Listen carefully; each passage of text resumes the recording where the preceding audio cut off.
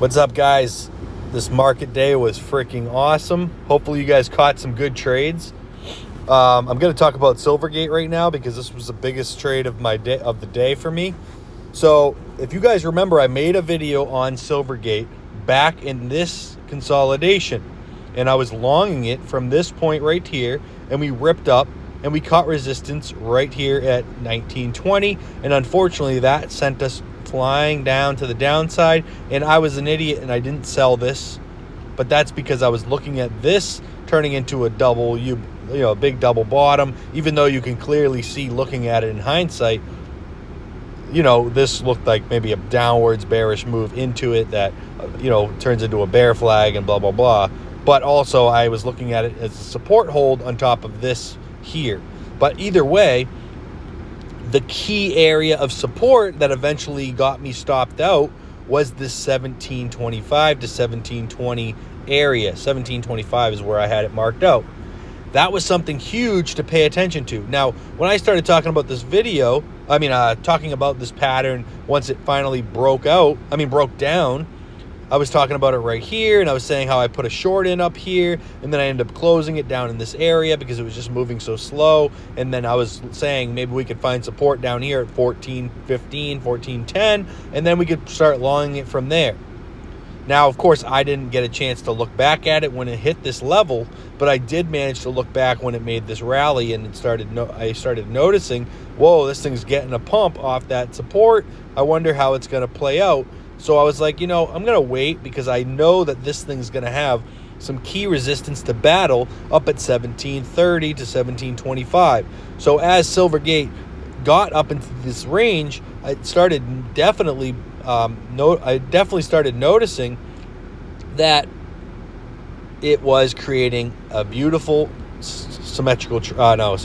ascending triangle at the time, which was right here. So when this thing was trying to find its way above 1725, that was when, it wasn't this whole move, it was just this.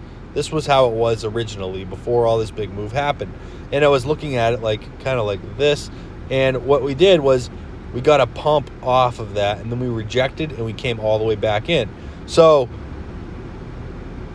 let me just boom, boom, boom, boom, boom. All right.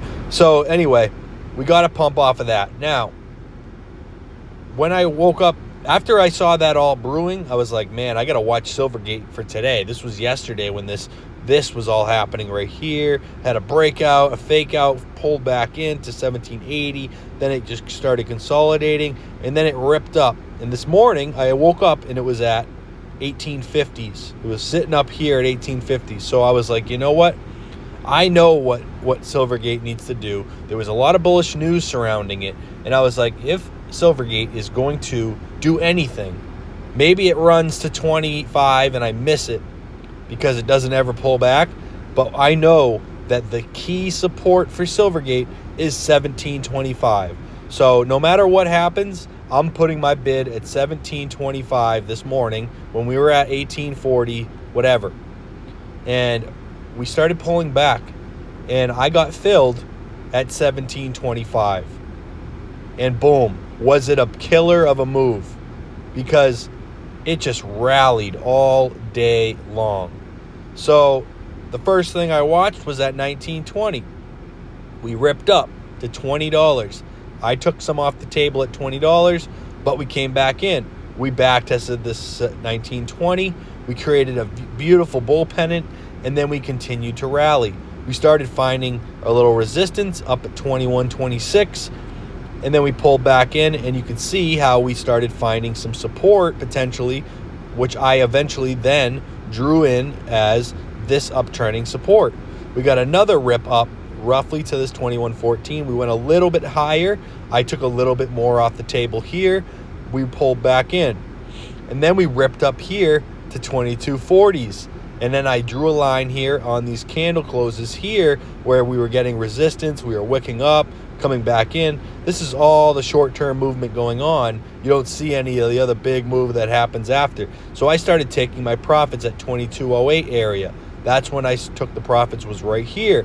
We ended up dipping back in. But I had this trend line drawn in, which is not as good right now, but I had it drawn in like that off of this bounce here. We came back in. We continued holding that as support. We pulled back up. We started making a double top right here at 22.50. Now, currently, pre-market, it did look like it went up to about 23, but as of right now, Silvergate has a little bit of this double top brewing. Now, we still have this support in play, and it's possible that if this does decide to break in the morning, maybe it can make a double bottom, continue up, and create like, some kind of bull flag here. That'll be something to watch because this is just a 5-minute uptrend I have drawn in right now. It's not that big of a deal yet, but this would be something for tomorrow. Overall, I am looking for Silvergate to potentially get to $25, and I'm going to show you why, but I don't have many shares left. I put about $1,500 on Silvergate down at the bottom, and I'm only down to like 10 shares left, maybe even like 6. So what I would expect possibly for tomorrow would be maybe get a trend sideways action in this range. If we do break and start closing below this 21.38, then maybe we have to come back down, and maybe we have to try to find a breakdown somewhere down to this 19.20, and then rework from there. That's possible. Do we just continue in this uptrend all the way to 25? That's based off of this wick here, and I have this consolidation over here, and that was just kind of my idea, was to take it all the way up here. But now that we've rallied all damn day, I started taking my profits. So I'm not saying anyone else, if you're in this at all, should do that, because this can just continue up and keep on going. But that's what I did, and now the rest I'm just leaving to ride, and I'll put my stop loss at break even, and I'll take this as long as it wants to go until it stops me out. Maybe if it wants to come up here, reject off of this, maybe I'll take a few more here, let it come all the way back in. Maybe I would buy it back here or down at this area. Again, if that ends up happening, because it's possible this thing could eventually make its way to here, reject, have a big hard dump all the way back to here, and then we ride it again the same way as it did here. Is that possible? 100% sure it is. Does it go higher? It's very possible it does that as well. There's still a lot more room on this chart for it to go back up, but I'm not saying that's going to happen. For now, I'm just looking for either rejection in this area right here, because this 2208 does have confluence where we are now, roughly in this price action range, up to a high of 23.53. So that would be something to watch, anything in this range. So be cautious now that we're up in this range, because it's huge. So anyway, that was what went on with me with Silvergate today. And I profited over $250, and I'm still up like $60 on the remaining shares. I don't know the exact math of what it is. I pretty much just started selling here and there, like I said, throughout the way up. Awesome. So DRAFTKINGS, this is what I am watching. I'm not sure how this market's going to play out here, but right now, post-market, it is above my resistance, or pretty close, because technically the resistance is here. It's $18, but I have my resistance kind of around this 1772 area, anywhere from 1772 to 1760, whatever. DRAFTKINGS, very big pattern brewing from that point, from this peak to this peak to this drop, came back, retested 1572 as support. We ripped back up. Do we have a double top maybe brewing? That's possible. If we did, maybe DRAFTKINGS eventually makes its way back to this point and then breaks out. It could take longer than we think. Maybe it takes until earnings to break out. That's also possible. But this will be one I'll be keeping an eye on for most likely tomorrow, because if you look down on the 5-minute, my white trend line right there is right here at 1750, and that 1760 was pretty much where DRAFTKINGS came down and tapped, and now it's all the way up here after hours. So this will be one support, 1760, and the other support, 1745, and that would obviously breach that white trend line. But as long as it continues holding, this could end up just being some kind of range that it plays in for a bit until it finally wants to get, a bigger movement. So this would be something to watch for dip buys potentially.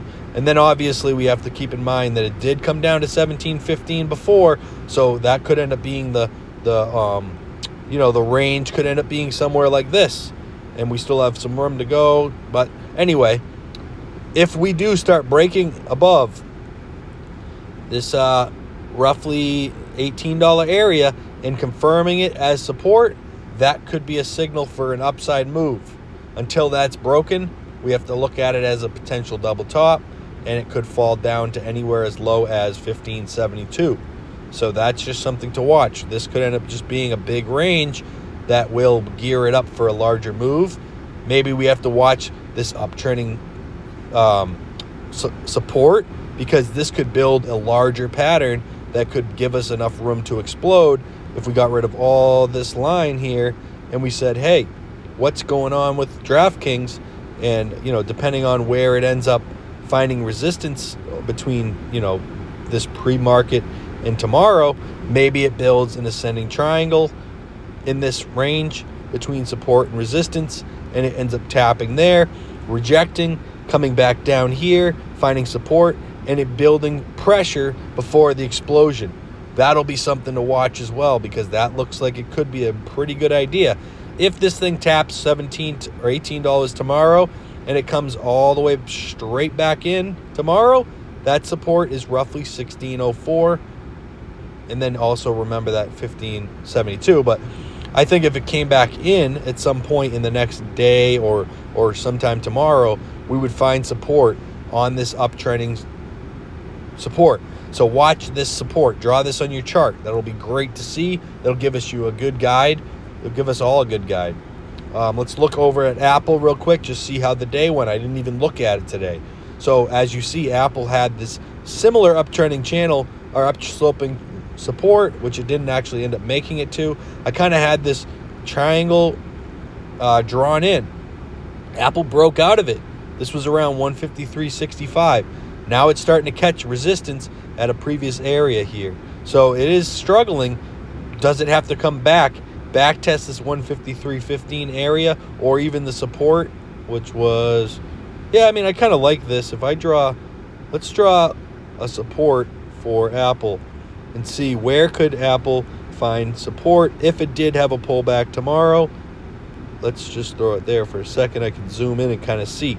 So it looks like 150, pretty much somewhere between 153.72 to 153.40. So that's something to look at for Apple. If it cannot manage to break up, would be 153.50. I'm going to call it that. And if Apple does continue up here, because right now we're getting some resistance, this would be the next key resistance area, 157.42. And depending on if it can break that and find support on it, maybe it can continue up and it ends up making a larger W pattern that can launch it to 157. If it needs to get another pullback here in the coming, days or so, we want to watch the support box, which is, down here between 151 and 150, pretty much 151 area, and then also the key support of 153.50. Those are the two areas somewhere in that range. Does it end up making like a bull flag or something? That's possible. So these are the things to watch. Tesla had an amazing rally. That one, I cannot believe it. I missed some of them. Even though I had a great idea on Tesla, I did miss it. That sucks. I had a buy order at the 197 after I got out of my short position when I was talking about it here. I got filled, and then we back tested it as resistance, and then I was like, shit, I might have to get out. We dropped, and then now I was looking at it as support here, but I didn't make this play. But see, one wick, line it up with the next wick, and then this wick breached it a little, but then it ripped. So now we're back at the high. Post-market, it is breaking out right now. Does that mean it's a breakout? No, not until we potentially come back and back test 212.20 as support. We have a lot of wicks over here, but this was where the candle body couldn't close above, and then it got rejected. Now we started closing candle bodies above and using it as support. So that right there is a breakout. This whole thing could be a bull flag right here from the bottom to the top, but it's kind of small for me to call it a bull flag. If that was the case, it would bring us up to 240 bucks. That's a potential, but my key resistance for Tesla, although this is like a rising, broadening channel of some sort, I have a trend line here up. Where did I get the trend line from? All these wicks. It's not drawn perfectly, but it is my idea for Tesla. Don't mind the lower support too much, but it might be based off of this.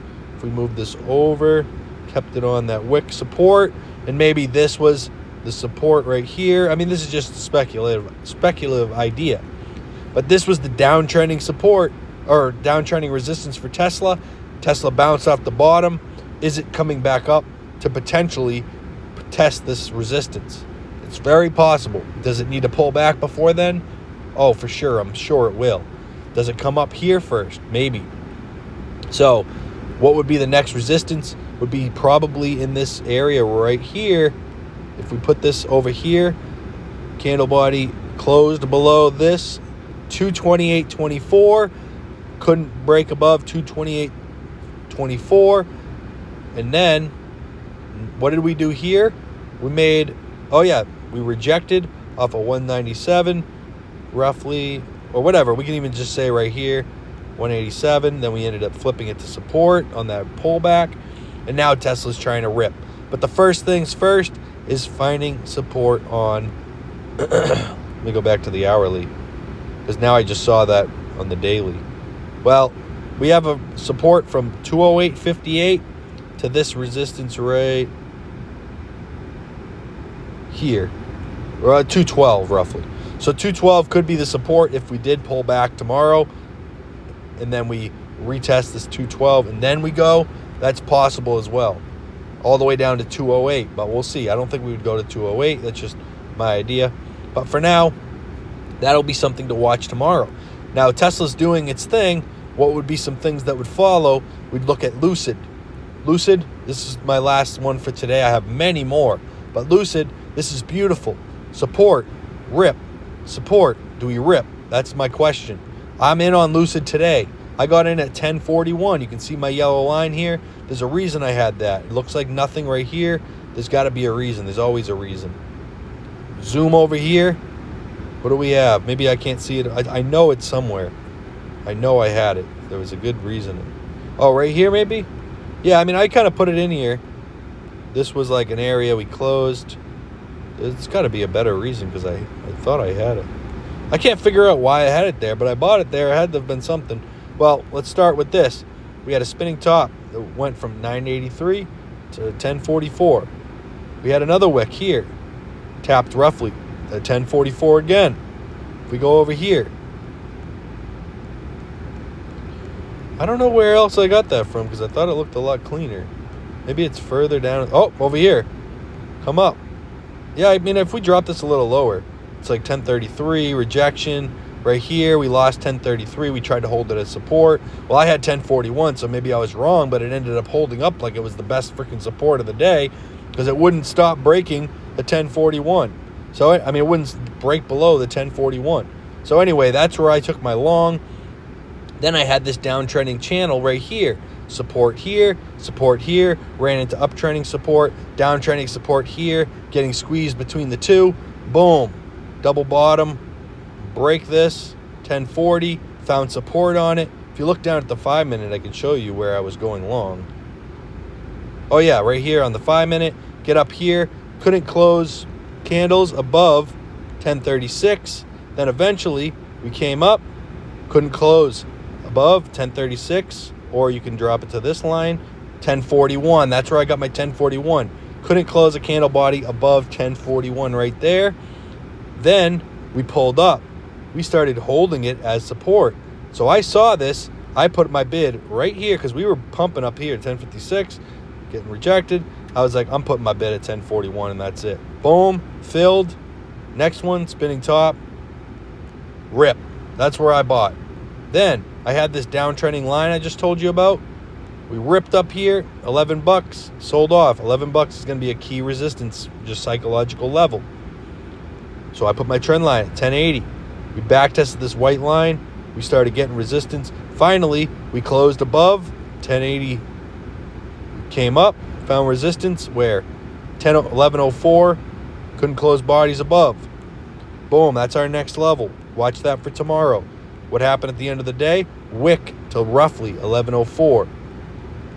So this will be something to watch. If we come down tomorrow, watch 1080 as support, 1104 is resistance. You start closing candle bodies above, that's going to be your next breakout level.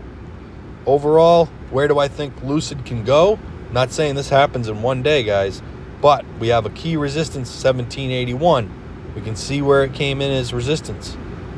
And then overall, this is my resistance, 2250, depending on how fast we make it there, $25.